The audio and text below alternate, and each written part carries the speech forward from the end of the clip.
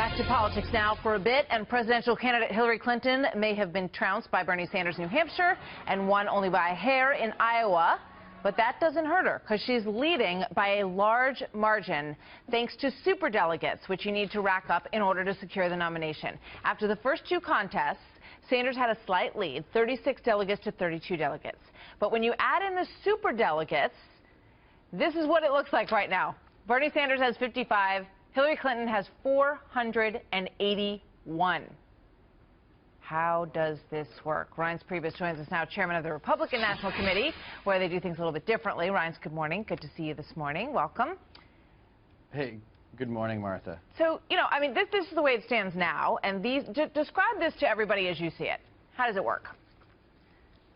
Well, I mean, the way it works, and I can tell you on our party, delegates are elected by the grassroots of our party, the people that work hard, and they generally have miniature elections in each congressional district in a state, and then they're bound to various winners based on, in many cases, the outcome of a caucus or a primary vote at in a particular state. What the Democrats do is they do that, but then on top of it, they layer appointed superdelegates, elected officials, people that are awarded special status in the party, to then be unbound, meaning they're free agents to vote from whoever they want to, regardless of the outcome of a primary or a caucus or a convention. So, if you talk about stacking the deck and ignoring the will of your party, that's what they're doing. Yeah, I mean, people think that they walk in and they vote in the primary, and that, basically those votes decide whether or not the person is going to win that state, and essentially most people would assume that means taking the delegates.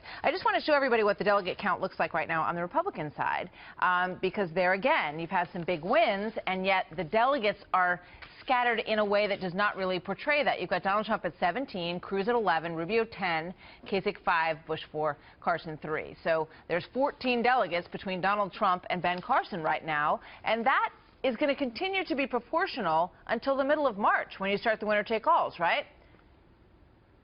Right. I mean, what's going to happen here is there's going to be a media obsession over South Carolina and Nevada, but then March 1st is going to come.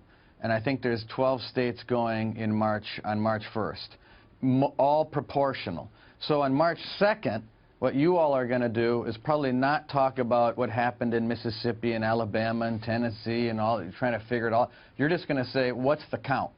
And the count, if I had to guess, is not going to be, there's not going to be any real clear differences in the count. So this is going to take a while. Remember, Martha, Mitt Romney wrapped up, or at least became presumptive nominee at the end of April 4 years ago, and they started 30 days sooner. So the idea that somehow this is just going to be done in the next couple of weeks is just, it's not going to happen. So it could be May, a little bit or slow even here for a while. Early June, right? Excuse me. I mean, it could go as late as early June. Well, I would suspect sometime in April we'll have a clear picture. I've always said that, and I think that's going to be the case. But to think that you're going to know in March is just not true, at least from my perspective. While I have a chance, I just want to ask you what your take is on this whole discussion, shall we call it, between Donald Trump and the Pope. I think the whole world knows that that's a question I can't win on. Look, I have total respect and admiration for Pope Francis, but I do believe that no one's really in the position to knowingly judge someone's faith, and that's kind of where I'm at. I think that's really between everyone and God, and really that's something that only God knows. People can obviously make judgments, but only God really knows the answer to those sorts of questions. There you go. All right, Reince. Thank you very much. Good to see you. We'll see you soon. You bet.